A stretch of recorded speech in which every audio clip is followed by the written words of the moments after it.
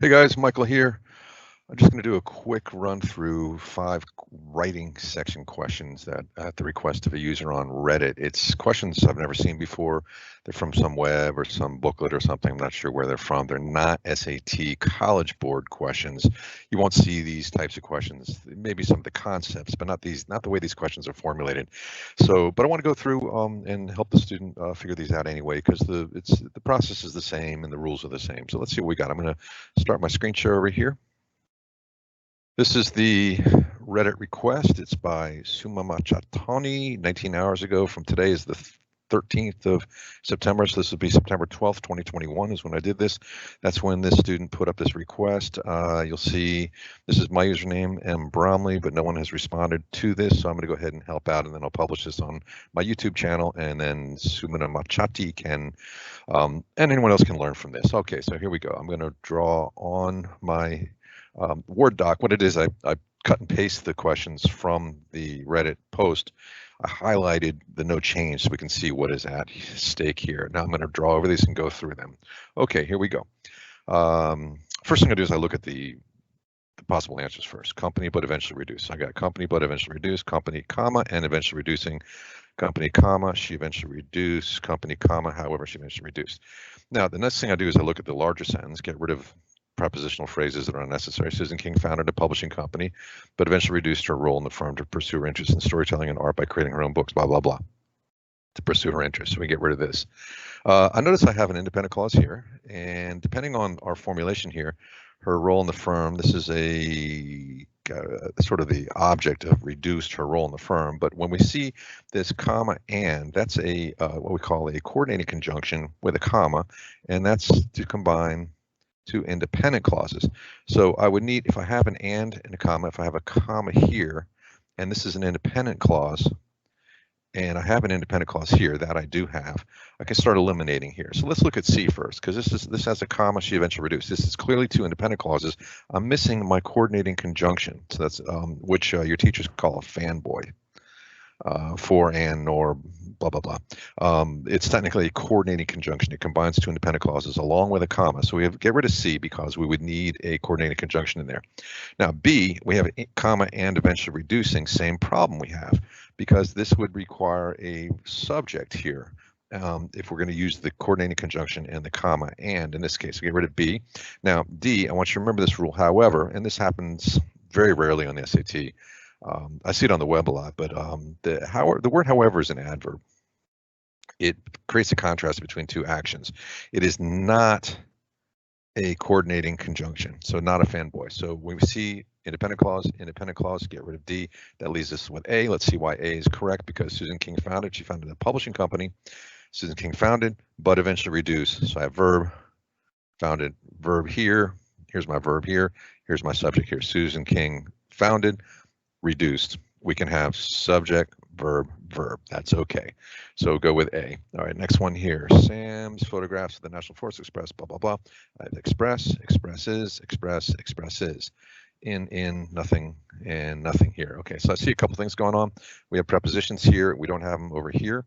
But let's do the easy one, which is subject-verb matching. So if I have a singular subject or plural subject, I got to have a verb that matches to that form in the conjugation. So let's get rid of the prepositional phrase.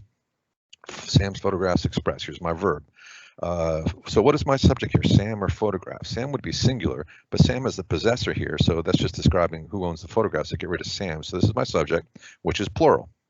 So I need the plural form of the verb to express. So the way to do this is say I express, you express, he, she, it expresses. That would be singular. So get rid of the expresses, because that's singular. We express, they express, photographs express. So we can eliminate B and D based upon the rule of subject-verb matching. Now we're left with A, express a deep interest, and C, express a deep interest in. So we got that preposition and. So a deep interest and a respect for. Notice how a respect for the beauty of nature. If I were to get rid of a and a respect for, the sentence would not make sense. Express a deep interest, the beauty of nature. Now, it could be that the for is acting as a preposition for both respect and interest. Express a deep interest for the beauty of nature doesn't make sense, and we wouldn't want to repeat it anyway.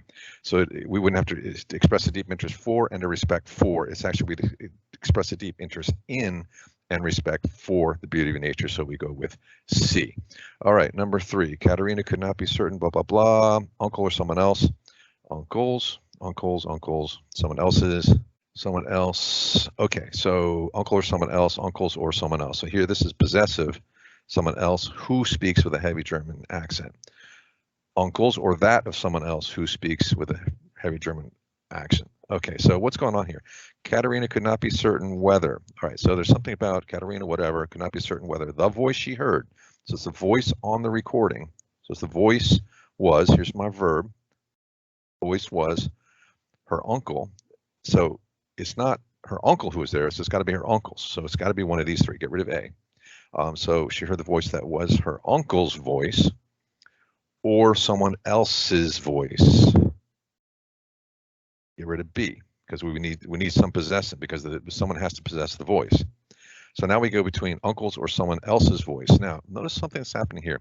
We have this phrase, who speaks with a heavy German accent. This is a restrictive relative clause, actually, who speaks. So who's speaking to someone else?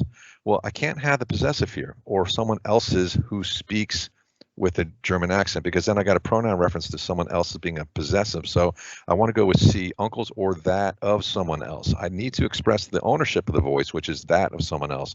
I can't do the uncles or else's. By the way, this is not a rule that's going to be on this test, the SAT, where when you have multiple possessors doing the same thing, if they're possessing the exact same thing, then you have only one. So uncles or someone else's voice if it's the same thing. But in this case, they each have a distinct voice, so we do have distinct possessives.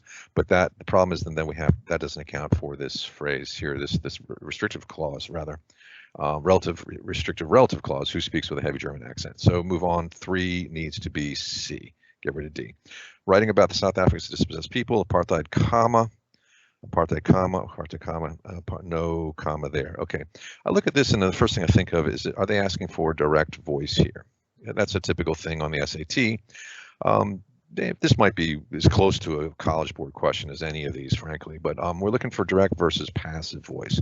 Passive voice is where the subject and the verb are and the object are mixed up. So the bone was eaten by the dog. No, the dog ate the bone. So go straight with direct voice, subject, verb, object here. So let's see what happens. The plays of brought him. Okay, that's being passive. The plays didn't bring him. Apartheid plays have brought him. The plays again have brought him. Get rid of that. Apartheid, it brought. No, again, we have passive voice. So this is an easy elimination of these 3. Leaves us with D. But let's see what's going on with D. And there might be one other way to eliminate all these anyway. Writing about South Africa's dispossessed people during the period of apartheid, so get rid of the prepositional phrase. Writing about South Africa's dispossessed people, so get rid of that preposition. Writing brought playwright Arthur Fugard. So that's get rid of it. Writing about apartheid brought. So we got subject, verb, object here brought. So we go with D. Now, one of the problems here is that this is a complex sort of a subject noun phrase. Writing about South Africa. This is telling the act of what this guy was doing. All that serves as the subject, but we can break it down to it's not writing about. That's describing who he's writing about because we have that preposition. During is another preposition of apartheid. So writing, we could just say strictly writing the plays brought playwright author, or writing them brought playwright author, forget blah blah blah. Hope that helps. I don't know if I did get the best explanation there, but we can easily eliminate A, B, and C using this rule of direct versus passive voice. So now we have number 5, just by plugging your cell phone. No change, just unplugging. Ones. Okay, quick elimination here. The SAT, at least in College Board, never uses that word one, not his or her or ones, and those generic third person singular, they don't do that at all. So if you see ones, just get rid of it, or his or her, just get rid of it. Now we have just unplugging, if you just unplug. So this is an odd construction. It's 2 wordy, get rid of it, and it creates this conditional if. No, it's just saying by either just by unplugging or unplugging your cell phone charger reduces carbon dioxide pollution. Okay, cool. So go between just and just by. What we notice here is this word is a preposition. The preposition discusses through the act of or the action of. So by riding the bus, I got to school cheaply or whatever, okay, more easily. So through riding the bus, just does the exact same thing. So this is kind of redundant. They're saying the same thing. So we can just go with C, just unplugging your phone, because just is also like limiting according to or based upon type of thing. So just riding the bus, I save money. So they both do the same thing, although by is a preposition and just is an adverb, but we don't need the two of them, becomes redundant, get rid of A, and we go with this one, C right here. Okay, I do hope that helps. Let me know other problems, questions you have. Glad to run this type of video whenever I have time. I did today. Hope this helps. Bye-bye.